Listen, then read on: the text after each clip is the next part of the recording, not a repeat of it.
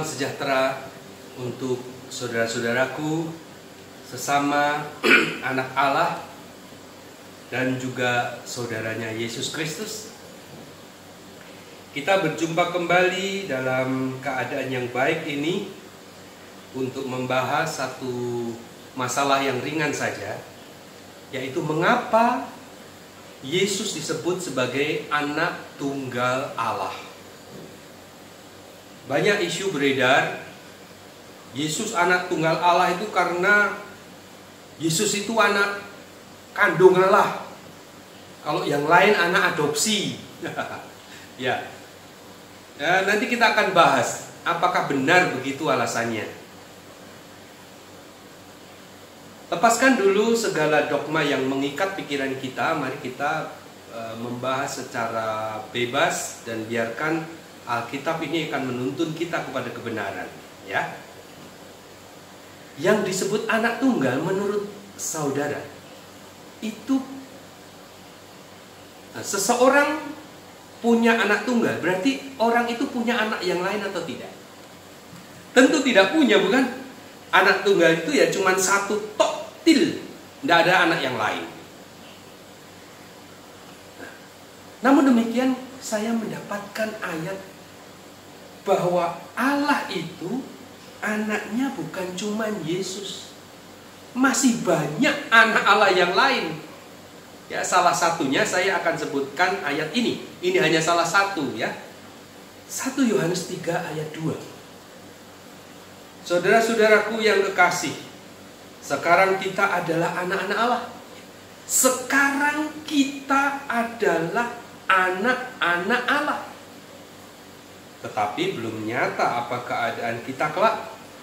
Akan tetapi kita tahu bahwa apabila Kristus menyatakan dirinya, kita akan menjadi sama seperti Dia, sebab kita akan melihat Dia dalam keadaannya yang sebenarnya.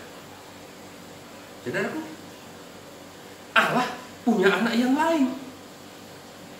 Jadi bagaimana? Yesus anak tunggal Allah atau bukan?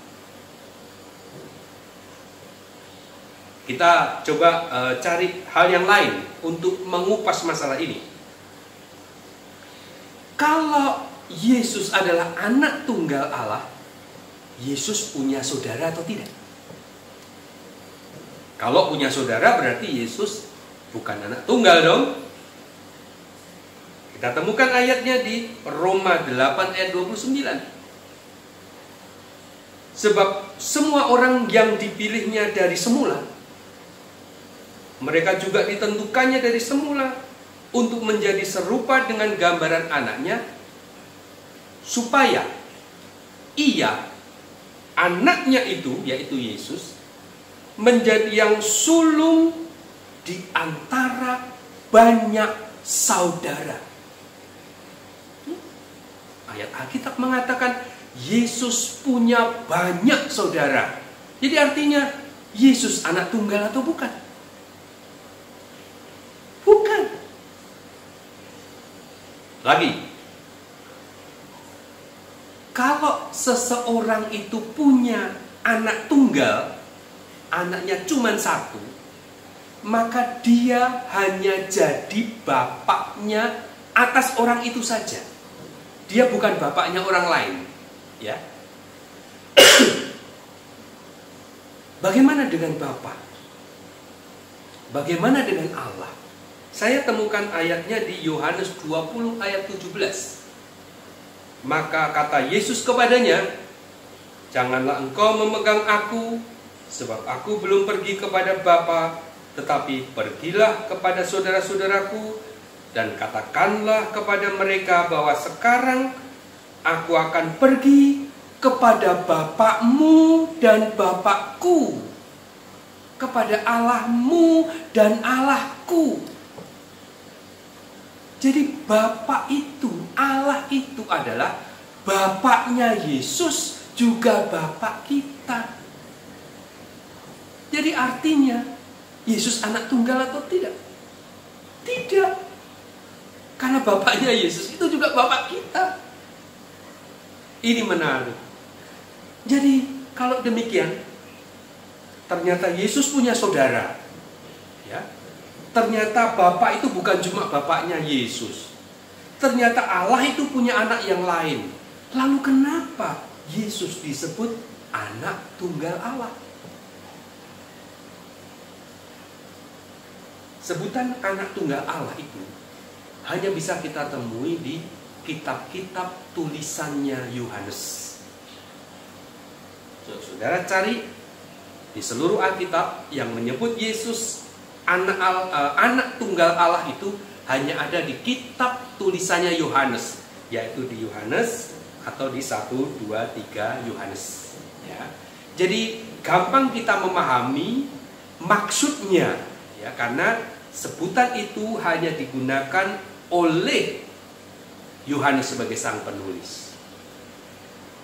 Saya menemukan pertama kali Yesus disebut sebagai anak tunggal itu ada di Yohanes 1 ayat 14. Firman itu telah menjadi manusia dan diam di antara kita, dan kita telah melihat kemuliaannya, yaitu kemuliaan yang diberikan kepadanya sebagai anak tunggal Bapa, penuh kasih karunia dan kebenaran. Disitulah pertama kali Yesus disebut sebagai anak tunggal Allah. Jadi kalau kita bisa memahami kenapa Yesus disebut sebagai anak tunggal di ayat itu, maka untuk ayat selanjutnya kita akan paham apa maksudnya. Saudaraku, kalau kita telisik dengan teliti ayat itu,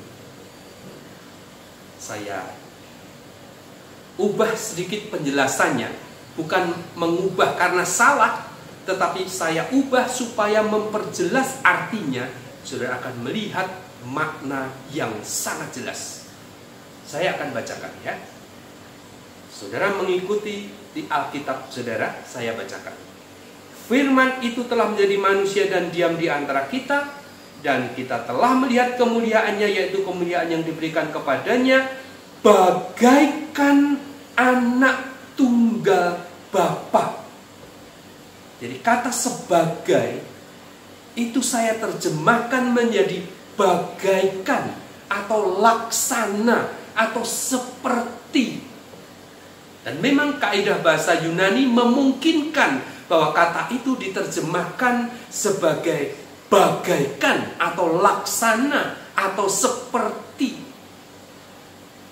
Jadi dengan terjemahan seperti itu kita mengerti bahwa Yesus itu sebenarnya bukan anak tunggal Bapa, tetapi Allah memperlakukan Yesus bagaikan anak tunggal. Semua berkat diberikan kepadanya melebihi berkat yang diberikan kepada anak-anak Allah yang lain.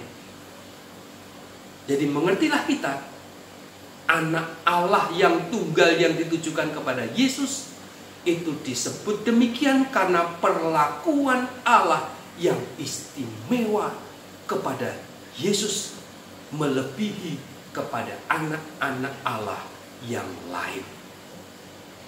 Di Alkitab, kasus ini pernah terjadi pada Ishak, anaknya Abraham. Anda tahu, Ishak itu bukan anak tunggal. Masih ada Ismail abangnya. Tetapi apa Alkitab katakan tentang Ishak? Mari kita buka Alkitab kita di dalam Kejadian 22 ayat yang kedua. Alkitab katakan firman Allah, ambillah anakmu yang tunggal itu yang engkau kasihi, yaitu Ishak. Sekali lagi, ambillah anakmu yang tunggal itu yang engkau kasihi, yaitu Ishak. Anda tahu, Ishak bukan anak tunggal Abraham karena masih ada Ismail. Tapi ketika Allah memberikan berkat yang luar biasa kepada Ishak, seolah-olah Allah memperlakukan Ishak seperti anak tunggalnya Abraham, maka saat itulah Ishak disebut sebagai anak tunggalnya Abraham. Sama seperti Yesus. Anak Allah ada banyak, tetapi berkat khusus yang diberikan oleh Allah kepada Yesus membuat Yesus disebut sebagai anak tunggal Allah. Lalu bagaimana dengan anak adopsi atau anak kandung? Ibrani 2 ayat 11 menolak anggapan itu. Kenapa? Karena dengan jelas Ibrani 2 ayat 11 menjelaskan bahwa baik Yesus maupun orang banyak umat setia itu berasal dari satu. Kalau berasal dari satu itu bukan adopsi namanya. Adopsi itu asalnya dari tempat lain. Jadi demikian penjelasan tentang Yesus, anak tunggal Allah. Semoga bermanfaat dan sampai ketemu di pembahasan yang lain dalam keadaan yang lebih baik lagi. Shalom.